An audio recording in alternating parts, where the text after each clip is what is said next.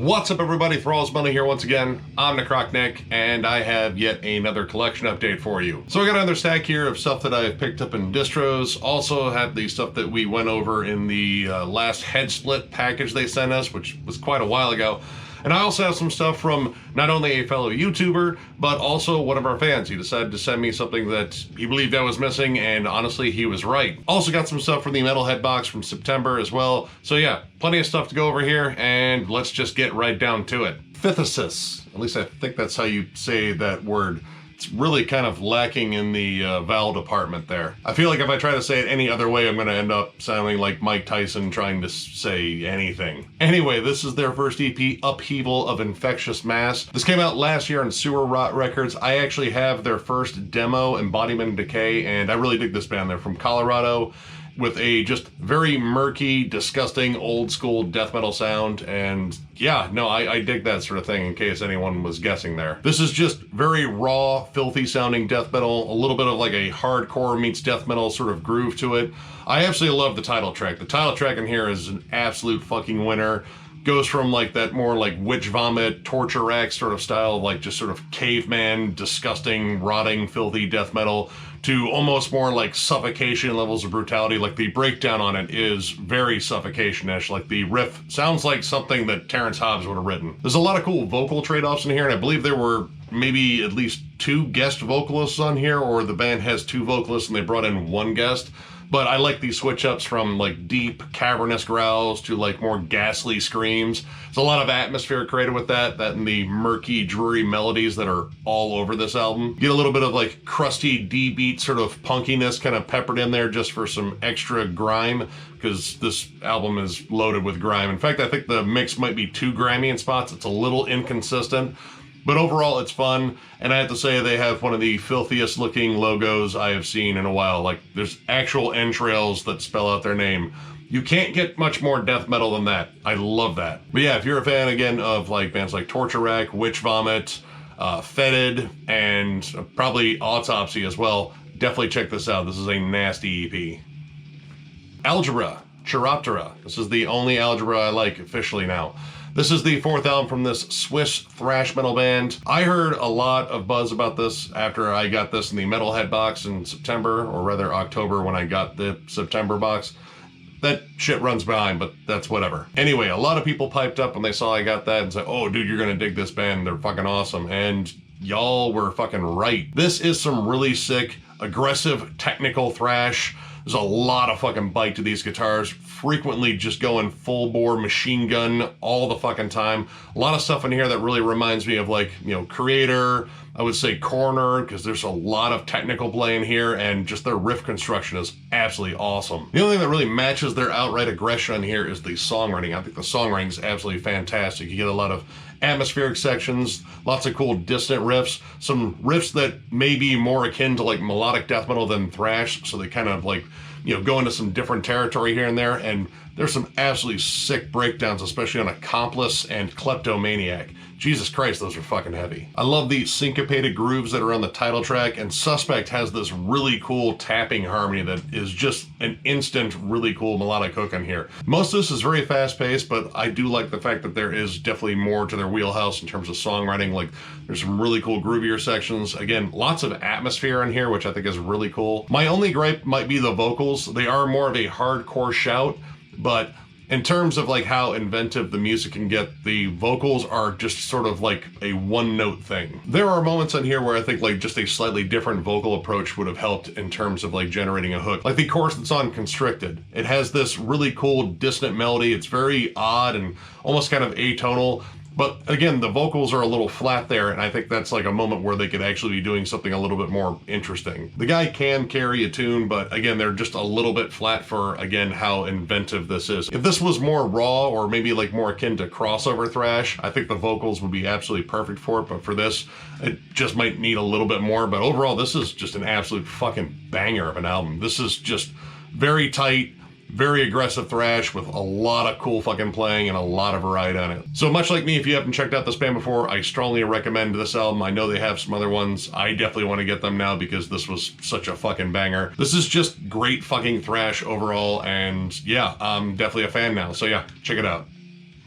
Worm, Evocation of the Black Marsh. This is the first full length from this Florida Death Doom, Gothic Death Doom, Blackened Death Doom. I don't know. It's doomy and it's fucking evil and it's from Florida and it's awesome. This originally came out in 2017 and this is the first time it's ever been on CD, and this is a Metalhead box exclusive, and I was fucking stoked to get this one in the September box that came in October. Anyway, this is vastly different than the Worm that we have come to know here lately, with the last one for Everglade and that absolutely fucking amazing Blue Nothing EP. This almost sounds like a completely different band. First off, the production on here is fucking rotten. It is absolutely fucking filthy and more along the lines of black metal. The guitars are extra sizzly. Everything just sounds like it was recorded in the world's biggest bucket. There are a lot of things that remind me of Panzerfaust on here, and I love that album. That's one of my favorite Dark Throne albums, honestly.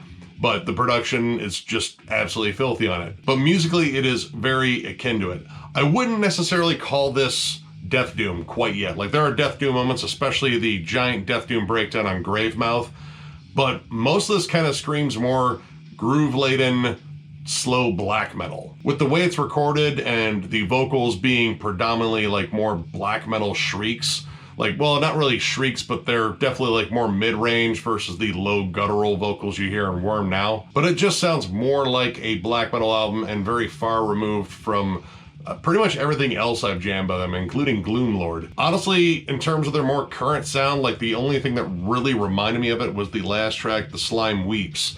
That one actually has a little bit more of their current sound, minus the very neoclassical, ultra shreddy leads that are all over their newer albums, which actually is such a huge part of their sound now, I think. This is definitely before that element really came in, and I have to say the songs are a little bit, you know, more up-tempo than I thought they would be. Like, there's actually like more mid-tempo bits. Like, it's not the slow plodding, you know, stuff that you hear now. Granted, they do speed it up occasionally, but most of it very slow, murky pace. This is a little bit more lively, I guess. And in terms of transferring this to the CD, there's a lot of dead air in between tracks. Like, they end and then there's like an additional 10 seconds. I think there's one that's like, it's almost 20 seconds of dead air before the next track kicks on. So I don't know if there was like an issue in terms of like transferring it, but that was something I noticed. But this is really good. It's just very different. Like, this would probably be my least favorite of all of Worm's albums, but I like it for what it is. It's just in comparison to the stuff they're doing now,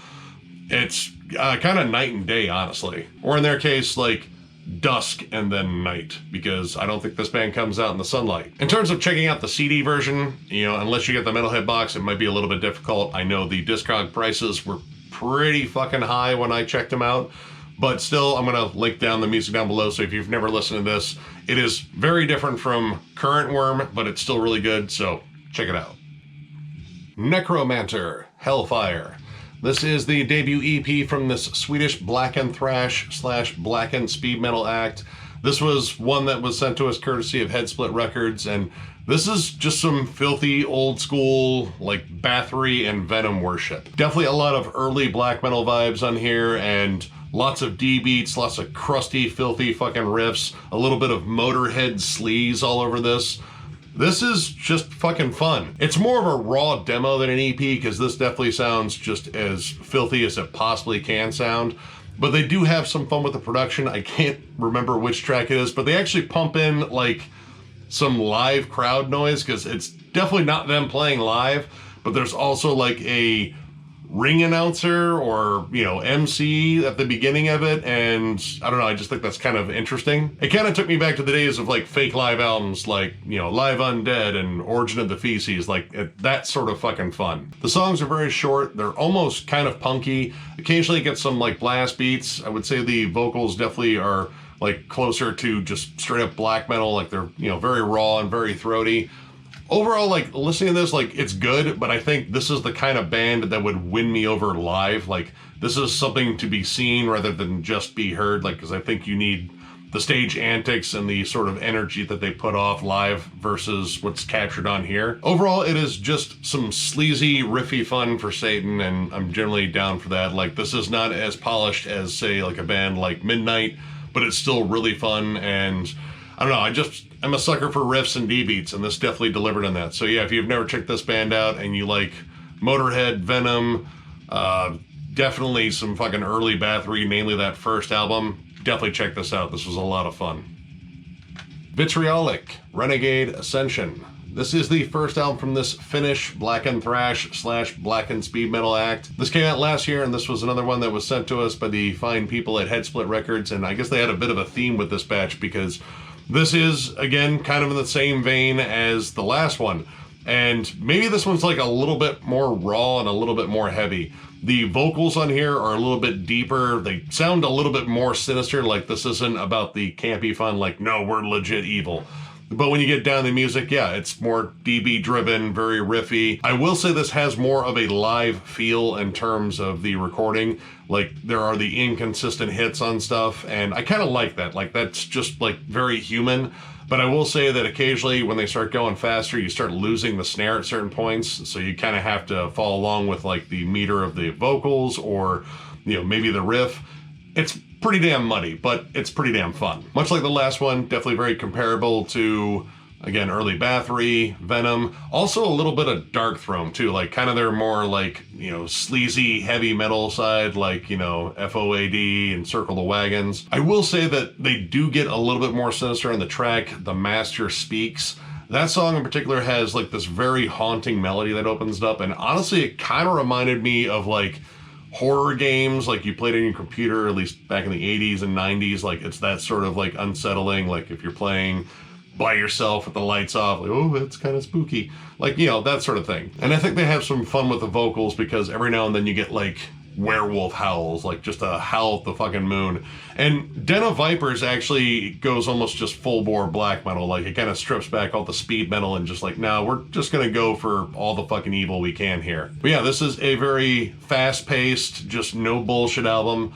Again, very raw production. Sometimes some things are a little bit hard to make out, but I like the energy, and that's kind of what matters. And that's just part of my appeal to like Blackened thrash and Blackened speed metal and Blackened heavy metal. Like there's like a fun sort of sleazy energy to it, and these guys definitely have it. So yeah, if you've never checked out this band, much like I hadn't, I would say, again, if you're a fan of like Midnight and early Bathory, Darkthrone, and they're more like sleazy punk era, definitely check this out. It's a really fucking nasty listen.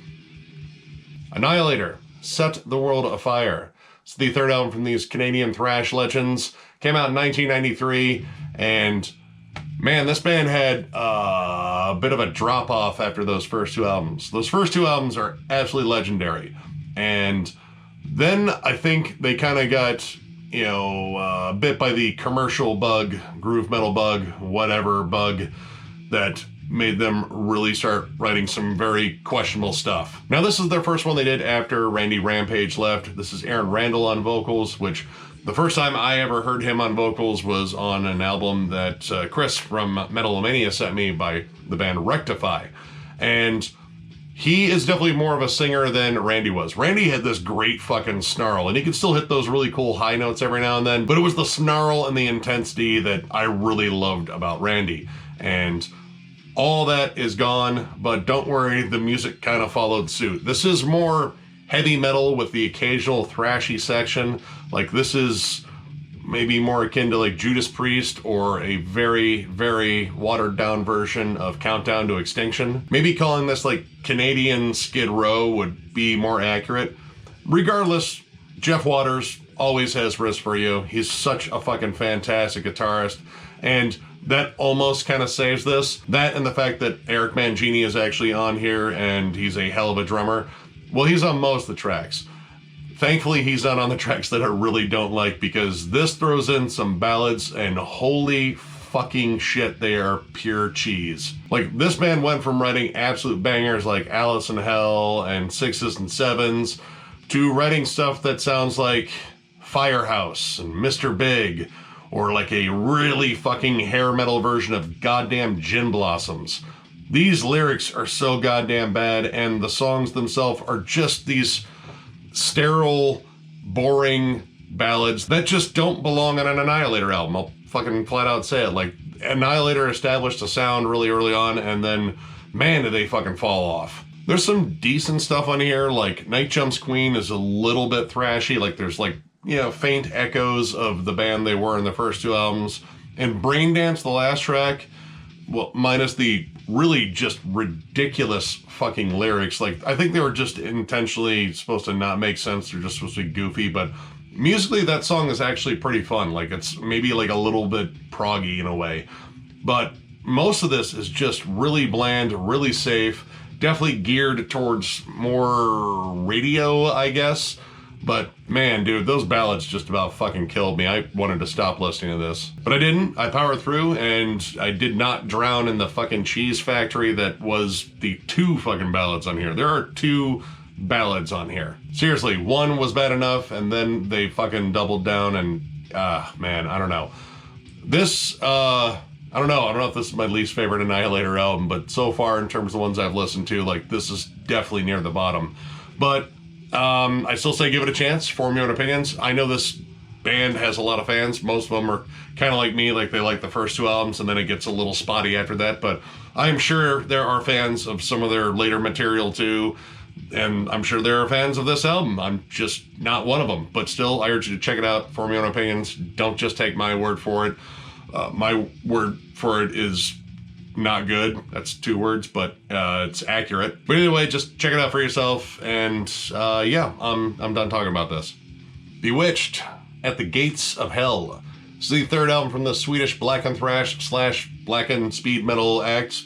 Bit of a theme here. This band, however, features Marcus E. Norman and Christopher W. Olivius of Nagelfar. So there's a little bit of like, you know, additional black metal cred behind this. And this is fucking fun. Like, once again, like it kind of echoes the same thing as those two previous Blackened thrash / Blackened speed metal acts. This is just flat out fun to listen to, though I will say, like, this sounds more professionally produced. It's a little bit more clean. The drums on here are absolutely pounding. Like, they're very loud too, but I kind of like that. The riff work on here is definitely more melodic and hooky. Like, you definitely have stuff that is, again, very similar to Venom, Motorhead, I would say maybe some Celtic Frost sort of peppered in there, but also like bands like Midnight and Bewitcher. And with the melodic riffs also comes a lot of melodic guitar harmonies. Like, you get that full kind of throwback to like Iron Maiden, Killers, and like Diamond Head on here. And I like that addition of melody on here. There's like another layer of fucking fun to this. And while this is D-Beat City, they do vary up the beats. There's a really good galloping chug on the song Black Mass. And in terms of pure fun, you can't get much more fun than a classic Thor cover with John Michael Thor on it. They do the song Let the Blood Run Red, and it's pure camp, and the fact that they have John Michael Thor, or John Michael Thorson, whatever he goes by, he's actually on it singing with them. The song's ridiculous. I kind of have a soft spot for some of the early Thor albums. Like, it just turned into absolutely like not self-aware campiness much later on. And dear God, that fucking movie he's in is so bad. It's kind of brilliant, but it's also really fucking dumb. But yeah, that's kind of this whole album. It's just good, dumb fun. Like, it's just like Hail Satan, riffs, melodies, hooks, fun D-beats. It's pretty much everything I was talking about on those other two albums, except I think this just sounds a little bit better in terms of production. And the addition of more melody on here really makes it stand out. This is just pure fun. Like, if you, again, love bands like Bewitcher and fucking Midnight, you're gonna fucking love this. I definitely want to find more of their stuff because, again, I just love Blackened thrash. Like, again, there's like a fucking fun evil party that seems to go on like every Blackened thrash album, and I want to be invited to all of them. But yeah, if you've never checked this out, much like I hadn't, strongly recommend it. It's a fucking blast. Charnel Altar, Abatement of the Sun. This is the first full length from this Australian Blackened Death Doom act, and I kind of just picked this one up on a whim. I saw that they were Australian, and generally that's almost enough for me to like check out a band just because Australia has such a wild, twisted fucking metal scene, and I love a good fucking chunk of it. And this is some absolutely cavernous, dissonant, hellish sounding Blackened Death Doom. This literally sounds like it was recorded in hell, and with every track it descends deeper into it.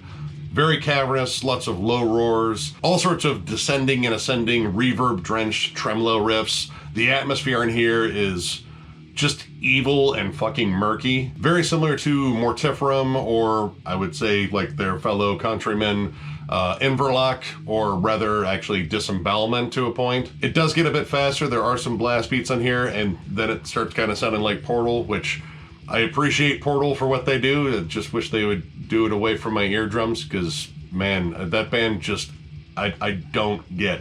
Anyway, with that in mind, I will say that that sort of element kind of takes me out of it, and production-wise, this is so reverby and cavernous that a lot of this kind of just blends into mud, and the fact that this really lays on those tremolo riffs, it kind of doesn't really like generate like very distinct hooks. Like outside of the song Slaughter, which has some really cool melodies on it that do stand out, and the end of Wormwood, which is just absolutely fucking crushing, a lot of this kind of blended into like one uniform, very evil sound. And I have to say, the drums sound like they were recorded about 30 feet from the closest microphone. I don't even know if they let him build his kit up in the fucking studio. They probably had him in a hallway. They're just so muffled and muddy, you really can't make out much of what he's doing. Well, this album definitely thrives on being like dark and murky and unsettling. Like, I think you just listen to it for the atmosphere, because, you know, musically there's not much in here that really stands out to me. I still think it's all well done. In terms of what they were going for and making this a very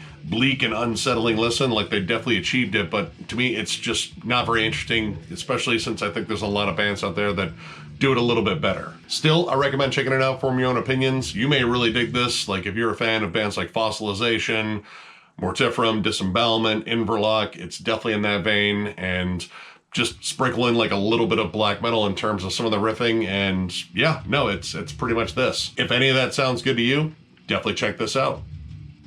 Fate's Warning, Parallels. This is the 6th album from this Connecticut prog metal legendary act. I've been meaning to get into more Fate's Warning. Like, this is just sort of a band that's escaped me. I've listened to like a ton of other classic prog metal, but somehow Fate's Warning has just always been under the radar for me. So I saw this one in a used bin. I decided to pick it up, and from what I gather, this is a semi-divisive release. Like, this is definitely a more polished sound than I guess they were associated with in their earlier years. I know there's definitely a bit of a divide between, you know, Ray Alder and John Arch. Like, I know there's people that are specifically John Arch, and then there are people that are specifically Ray Alder. I think they're both pretty solid singers, and Alder does a great job on here. This is very catchy. I will admit, like, I think this is definitely more geared for mass appeal, but it's still very progressive. Mark Zonder's drum work in here is absolutely fantastic. That was the thing that really drew me in, but this has got riffs, and it's very hooky. Like, there's a lot of classic heavy metal nods in here. There's some more proggy songs, but a lot of this is definitely more like consumable. Like, this is definitely prog metal, but it's not so proggy that a more casual listener could get into it. You even have a guest appearance from James LaBrie on Life in Stillwater, which honestly is a very catchy song. I absolutely love the riffs on there, and as much as I dog on James LaBrie, he sounds really good on here. I'm just not like the biggest fan of his vocals now. Like, I know at one point he was a really good vocalist, and I know he's had like a lot of throat issues over the years and had to get, you know, stuff repaired. Just not a big fan, but he fucking kills it on here. The song Eye to Eye really stood out to me. It's more of just a straightforward, classic heavy metal banger. Like, it kind of reminded me a lot of the Scorpions. Thankfully, it didn't remind me of their Eye to Eye, which is fucking awful. The lead work on Point of View is absolutely fucking scorching, and the 11th Hour is possibly my favorite song in here. It's the longest track, and I think it features some of the best songwriting on the album. Now, I have to listen to more of their stuff in order to like get, you know, more acquainted with this band. Like, you know, I know Awaken the Guardian is highly fucking revered. There's a lot of stuff that I am missing out on, courtesy of just me ignoring this band for a while, or just overlooking it rather, because I've never really had anything against them. I just didn't get any of their shit. But listening to people talk about those classic albums versus this one, I can definitely sense that this is a semi-divisive release, but I liked it. But then again, I haven't heard the earlier stuff, so I don't have that comparison. So, well, I got another fucking prog band I gotta check out now. But yeah, I dig this. Like, if you're a fan of like Dream Theater and just like, you know, classic prog metal, like, this pretty much should scratch all those itches. I recommend checking it out. There's a lot of killer fucking songs in here. The drum work and guitar work is absolutely fantastic. I mean, it's prog. It's built to show off musicianship, and they do exactly that. So yeah, definitely check this out if you haven't heard it. Lord of Confusion, Evil Mystery. This is the debut full length from this Portuguese Stoner Doom act, and this actually comes out on a Toledo label, Morbid and Miserable. I just thought that was cool. It's good to rep like some local stuff here. But this is some pretty awesome Stoner Doom. Very occulty, very just dark and sinister. It's like a combination of Sleep and Candlemass with sultry, haunting female vocals. So like sprinkling a little bit of like the Devil's Blood or Wind Hand, and boom, I think you pretty much got this. You do get some occasional harsh vocals from, I believe it's their bassist, but it's their keyboardist that does all the clean vocals, and she has this just, I don't know, very creepy, ghostly voice, and I really fucking dig it. And that contrast between those clean vocals and harsh vocals and the organ playing, I don't know, like there's just something about it. Like it's very, I don't know, like spooky, but like classic, like 1960s horror movie sort of spooky. I think it's the track Howling Void. The harsh vocals take over and it takes on a very sinister sort of sound, but the keyboards in the background kind of make it sound like Acid Witch a little bit. And the keyboards admittedly get kind of playful on here. Like they get just a little bit of that like late 60s, early 70s sort of classic rock sort of, you know, boogie to them. But that's contrasted by the absolutely fucking devastated, slow churning riffs on here. Especially in the song Evil Blood, which is just total Black Sabbath worship, which, I mean, if you're a Stoner Doom band, you should be worshiping that band. Why the fuck wouldn't you worship that band? But the giant closer, simply called Hell, my God, that is 13 minutes of pure misery, like the good kind, like the kind you actually ordered, not like that was miserable to listen to. Like this is just a nasty, slow, evil, oppressive fucking song, and I really dig it. This was the first time I ever heard this band, and literally I picked it up just because it was on a Toledo label. I've seen their stuff in some of the local shops. I've been meaning to hit up their distro for a while. I just haven't got around to it, but I saw this and I was like, all right. It's described as Stoner Doom. I love Stoner Doom, and yeah, this is really fucking good. Pretty much, if you love Stoner Doom and you want to have like a little bit of like a spooky, occulty vibe, definitely check this band out. This is absolutely fucking killer stuff. Vicious Knights, Alteration Through Possession. This is the first full length from this Greek death thrash act. I actually got their EP Malevolent Spirits actually a while ago in a Metalhead box, and I really dug their sound. This is very old school death thrash, like very akin to like Possessed, I would say Sadist, and with like a little bit of a Blackened touch, so it kind of sounds like, you know, Sarcophago and like early Sepultura as well. Very fast, very high energy, very raw sounding. The vocals on here, the dude sounds like he's gonna fucking completely wreck his vocal cords by, I don't know, maybe the next album. They are throat ripping and just completely unhinged, which actually matches up with the music because the music is just go for the throat the entire time. This album rarely takes a fucking break. All the songs are very explosive. The riff work is just primal as hell. Like they just go for the nastiest fucking riff they possibly can and then worry about melody later. They slow down a little bit on They Cast No Shadow, which starts off with a D beat, which is slower than the, you know, fast death thrash blast beats that are going on most of this album. But it actually kind of conjures up like a little bit of like early Celtic Frost and Hellhammer on that one before inevitably shifting gears to like batshit crazy fucking Sadist style death thrash. And there is a really cool riffy breakdown on Sleep with the Ghouls. I will say though that the song Swing from the Grave, the melodies on that are really good, mainly because I think the melodies are very familiar because it sounds like they just kind of worked in the Chemical Warfare riff. Like it sounds a lot like Chemical Warfare. It's not 100%, but it's pretty damn close. And I do like the little skit that starts off, "It was in my house." It just kind of shows off the campy fun of this band. But yeah, I really dug this. I think the EP might have like slightly better production. The production here was a little rough at times, but mostly the thing that really just drove it home was the energy. Like this is just insanely unhinged and fast and aggressive almost at all times, and I just kind of like that. Like I like that just intense listen from start to finish. Like it was a fun fucking listen. So yeah, if you've never jammed this band before, I recommend this. I recommend their EP. If you love Possessed, Sadist, a little bit of Celtic Frost in there too, definitely check this out. Excruciating Terror, Expression of Pain. This is the first full length from this LA-based death grind act. This was actually sent to me by one of our subscribers, Ben NG. Thank you so much for sending me this. I know a while ago I brought up a band called Expression of Pain, and that might have been the trigger for this one in terms of him saying this, because that might have been where they got their name from, was this album. But this is absolutely just filthy fucking death grind, and it was kind of interesting digging into this band because I found out that for at least a month, Dino Cazares from Fear Factory was actually in this band. I mean, it was just a month, and then I think he just went right back to doing Fear Factory stuff, or started Fear Factory stuff. It might have been their early years.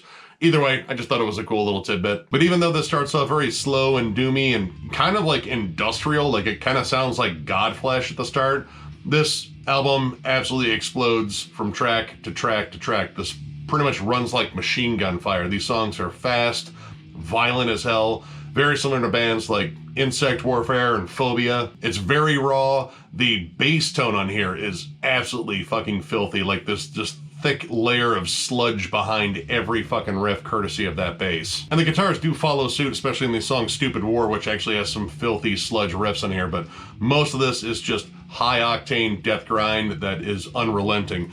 I want to say, I think it was the song Suspense that it finally kind of slowed down to a D beat, but that D beat is fucking fast as hell anyway. I love the alternating vocals on here. There are growls, there are screams, they all sound fucking feral as hell. There's a lot of stuff on here when it's like a little bit more punky that reminds me of Disrupt, and I absolutely love Unrest. I think that is just such a fucking sick album. While this doesn't break up the pace very much, I love this as just a series of violent freakouts, and that's just kind of my thing with grind and death grind. Like, just give me musical violence and I'll find the subtext later. Like, I just want that good adrenaline spike right away. I'm not entirely sure if this band's still around. I think they split up. I'll have to go double check the archives, but I know they have one other one. I definitely want to find that one as well. Thank you very much, Ben, for sending me this. This is just fucking gnarly. Even if it was the slightest of inclinations that I would like this that you had, Ben, you were fucking spot on.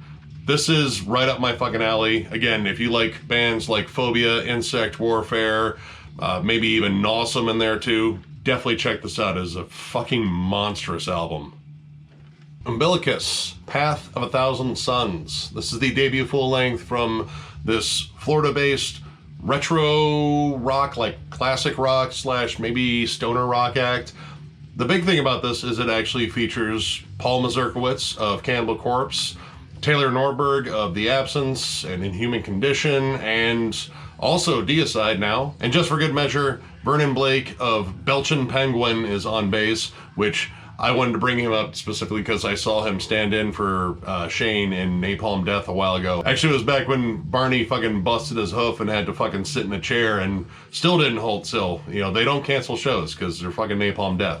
Anyway, I picked this up when I saw Cannibal Corpse. This was at their merch booth. I knew about it. I hadn't heard a single lick off of it, and I just wanted to check it out because honestly, the only thing I have ever heard Paul playing is Cannibal Corpse. And I was kind of wondering, all right, I just know him as just that drummer that seems to only fit Cannibal Corpse, or at least that's the only thing I've ever heard him in. I'm kind of curious what he does in this project. And this is pretty good. It's very much in like the vein of like Deep Purple, Cream, but you know, it's heavier spots. Like there's definitely some Black Sabbath love on here. Throw in like, you know, Foghat, Boston, maybe like a little bit of Clutch. Honestly, it kind of reminds me of Firebird, which was Bill Steer's side project when he wasn't doing Carcass. He just did some flat out bluesy classic rock stuff. And they do it really well. The vocalist on here, though I forget his damn name, is really fucking good. Like, he's got great fucking solid old school, like 70s rock vocals. Like, he's not quite wailing like Robert Plant, but he's got this great gruffness to his vocals, and I love that. There's some great classic rock hooks on Gates of Neptune and I, Human, and honestly, it does get like a little bit heavier on Stump Sponge. I don't know exactly what that is about. And the song Life on the Sun is very interesting. It's kind of like, you know, galloping rhythms that are more, you know, akin to like Thin Lizzy, but you have like a more straightforward rock riff, like a very meat and potatoes AC/DC riff that carries it. There's even some like, you know, bluesy backup singers on Gathering at the Kuiper Belt. But the thing that I absolutely loved in here was the outro that involved like them playing hockey players, like doing, oh, I should definitely check out this Umbilicus album there, guys. It's really fucking wicked, man. It's a solid listen. I probably didn't do it justice there. I mean, it's very much in the vein of, you know, Letterkenny, like that sort of thing. It's a great fucking skit. But yeah, this was really good. And it was really interesting, again, hearing Paul do something different, and he kind of showcases a whole different side, like lots of groovy pockets. He still uses a lot of double bass on here, and like there's just sort of a good swing to his drums in here. Like this is completely unlike anything he does in Cannibal Corpse, mainly because blast beats really wouldn't fit on this. But yeah, I really dug this. This was a solid fucking pickup. So yeah, if you have not checked this one out and you just like classic fucking rock and retro rock and shit like that, dude, this is 100% up that alley. So yeah, definitely check this out. This was a really fucking good listen. Embalmed. Brutal Delivery of Vengeance. This is the lone full length from this Texas death grind act. Came out in 2013. This band has like kind of an interesting history from what I looked up. They formed in 91, put out a couple of demos, broke up in 95, then reformed in 2012, then put out this, and now their status is unknown. So that's kind of all I know about this. This was actually a gift from Metal Viking 82. Thank you once again for sending me some cool shit. He wanted to know if I had a band called Embalmed, and I do. But it's a totally different one from a totally different part of the country. And he showed me this, like, that is definitely not the Embalmed that I have. So he sent me this, and, well, all right, I don't think it's necessarily death grind. Like, this is more straight up death metal. There aren't a lot of elements on here that I would call grindcore. Like, there are definitely blasts, but the riffs definitely scream more death metal than they do grindcore. But that isn't a knock against that, because obviously I like death metal, and this is pretty solid. Like, it's just very straightforward, very catchy, you know, kind of meat and potatoes, but extra brutal meat and potatoes. Like this is like Jungle Rot, except add like a little bit of like dying fetus as spice on there. That sounds like a fucked up seasoning, never mind. But it's kind of accurate because that is kind of what it sounds like. The songs are very straightforward, they're very riff driven, and they do pack in like some big brutal fucking like, you know, more slammy style riffs. The blast beats are pretty damn fucking punchy on here, and there's just like a level of aggression that's like a little bit higher than, say, your straightforward old school death metal band. The song that really stood out to me was the song Bathtub Slayings, which, I mean, I'm sure there's like a story behind that. I just don't know it, but I assume it's not about slaying an actual bathtub. But that song is very groovy. I love the riff that carries it. And a lot of these songs do pack a solid amount of groove. And again, the riffs are pretty solid. I will say that some of the songs do get kind of repetitive. Like they kind of just lay on one particular part too long. The song Stalker Texas Mangler, which I like the play on words. That's pretty funny. That song, I don't know, it just kind of stays the course too much, and you know there's not enough like little twists or turns or dynamics in the song to really keep it interesting. Sure, it's heavier than hell, but it was kind of a dull affair. And I will say the drum production I'm not the biggest fan of. Like they just don't sound right on here. But overall, I like this. Like this was just straightforward old school death metal with a nice brutal edge to it. Nothing too flashy, and you know, nothing like game changing on here, but it doesn't have to be good. And I think this was pretty solid. So yeah, if you have never checked out this band, this is it in terms of full lengths until they resurface and put out something new. But yeah, definitely check this out. It's pretty good. Dead Cross 2. This is the second album, obviously, from hardcore supergroup Dead Cross. Features Mike Patton on vocals, fucking legend. Dave Lombardo on drums, also fucking legend. Michael Crane of Retox, which I'm not entirely sure, but I mean, if he's hanging out with Lombardo and Patton, I'm pretty sure he's got some good status. And Justin Pearson, formerly of The Locust, which that band was fucking weird as hell, but I don't know, I kind of appreciate them a little bit more now than I did when they initially came out. Anyway, I've been meaning to go over this one for a while. It's been sitting in a sack. I thought about doing an actual review for it, but there were so many other albums that came out when this came out that it just kind of got pushed to the wayside. I love their debut, and I think this album is possibly even stranger and more unhinged. Their debut felt like more just kind of go for the throat. Everything was just focused in this hardcore attack, like it kind of leans more on like, you know, classic hardcore like Bad Brains and fucking Dead Kennedys, a little bit of Black Flag, but there's also like a touch of crossover thrash that's sort of peppered in there. It's definitely not like, you know, Mr. Bungle in terms of their big comeback album, but it has a little bit of that energy. And this one just feels just stranger and more uncomfortable. Mike is flat out losing his goddamn mind on vocals in here. Heart Reformer and Nightclub Canary, man, I don't even know what the hell he's doing, but he sounds like a rabid fucking animal. And actually it just adds to the chaotic fucking music. Dave Lombardo's drum work is absolutely killer, and it's really cool hearing him do like something more straightforward punk oriented, because he's just pretty much known as the go-to thrash drummer. I mean, with good reason. Like, Dave Lombardo's pretty fucking boss. I will say I think this one's like a bit more atmospheric at times. Like there's, you know, more like weird guitar parts on here that might be like a little bit more akin to Cave In. But I do like the fact they get a little bit more metal in the song Christian Missile Crisis, which again, these song titles are fucking fun. Reign of Error is a nice punky barn burner too. Yeah, this is just a fucking sick album. It's different than the first one though. Like this one's probably gonna take a few more listens, but it's just a really wild fucking feral album. Like this sounds, again, way more unhinged than the first one. And the first one was pretty fucking wild. Pretty much if you like the first one and you just like your hardcore, maybe a little bit spacey and fucking weird, like it definitely kind of has that Bad Brains sort of like very wild, chaotic style that they had in their earlier years. Definitely check this out. This is just a nuts album, but nuts in a good way. Destruction, The Butcher Strikes Back.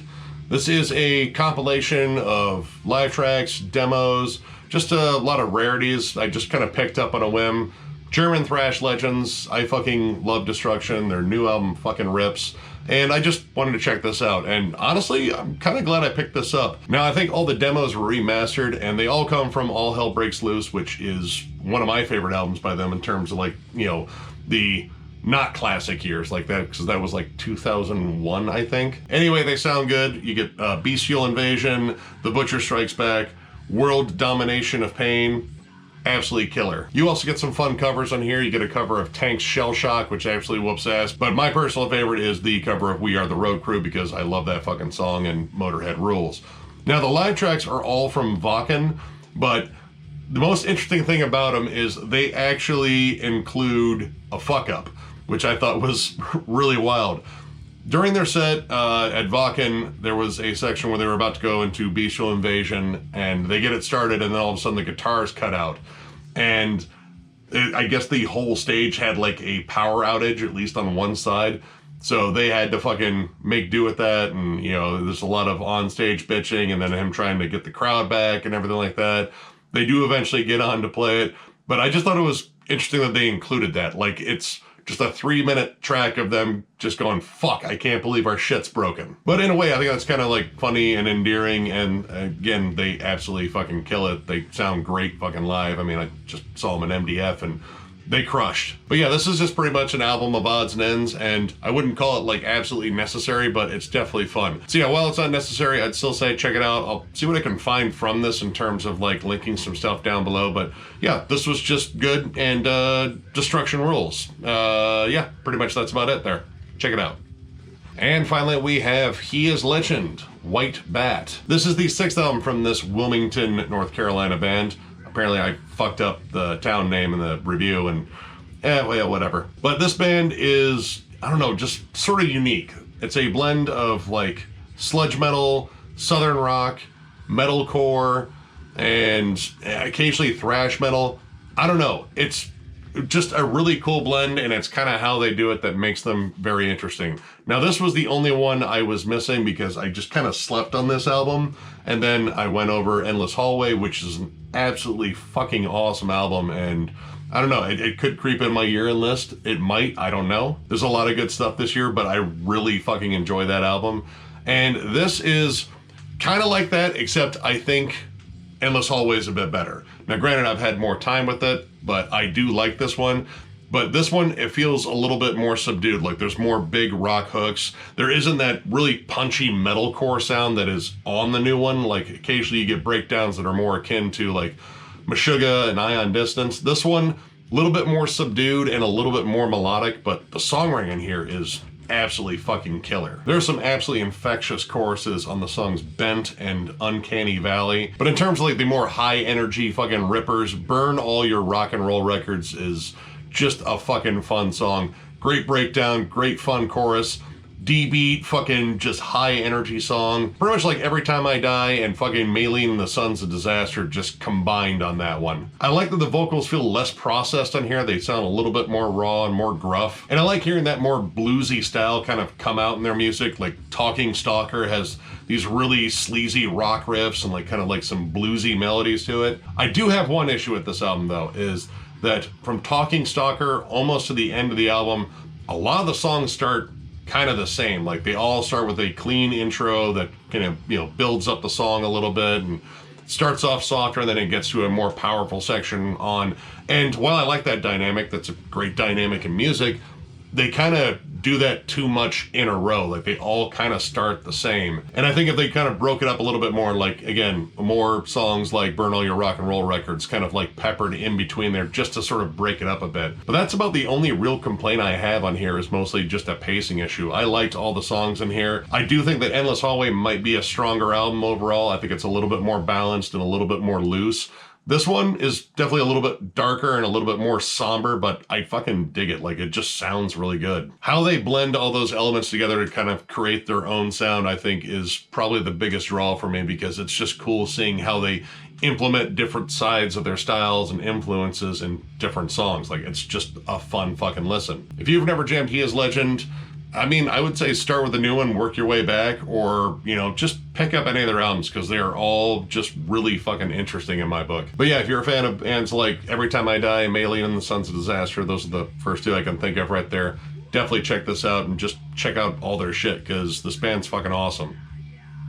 All right, that knocks out another collection update. I already have a massive stack pretty much set up for the next one. I might wait a little while to get to that one, because I kind of want to get another States of Metal going, and I have my next state picked, and we're going to take a little bit of a break from death metal, but it'll be fun, trust me. But I think before that, I'm going to work on rounding up my year-end list and get that out, because as far as releases go, there really is not much coming out this month, so it is time to fucking get this list set and get it out there, because a lot of good stuff. And it was really hard fucking making this list, and I'm gonna again start it off with some EPs and splits, and even that was tough to fucking pull together, because man, there was a lot of good EPs and splits too. But either way, more coming. And of course, if you enjoyed this video, give it a thumbs up, and if you are new to the channel, subscribe, because we do stuff like this all the time.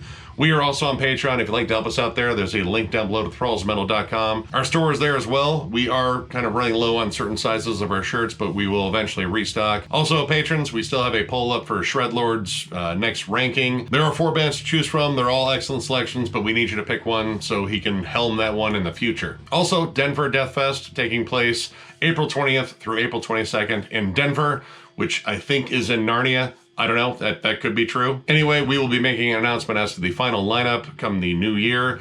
Again, I don't even know the final lineup, so this reveal will be kind of cool for me too, but we will make a video for it, and yeah, we look forward to seeing at least some of you there, because this looks like it's going to be a pretty fucking cool little shindig. And of course, thank you all so much for liking, subscribing, following, all that shit.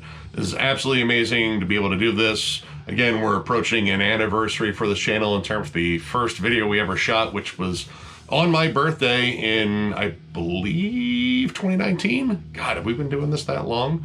It might be 4 years. It might be 3 years. It might be 4 years. I don't know. We've been doing a lot of videos. But yeah, it's been kind of a remarkable journey, and you guys have been like the biggest fucking part of it. It's absolutely amazing to see this channel grow and get all the love that it does. I don't know if necessarily we deserve it all, but we thank you regardless. So again, one more big old fat awkward thank you, and we will catch you later.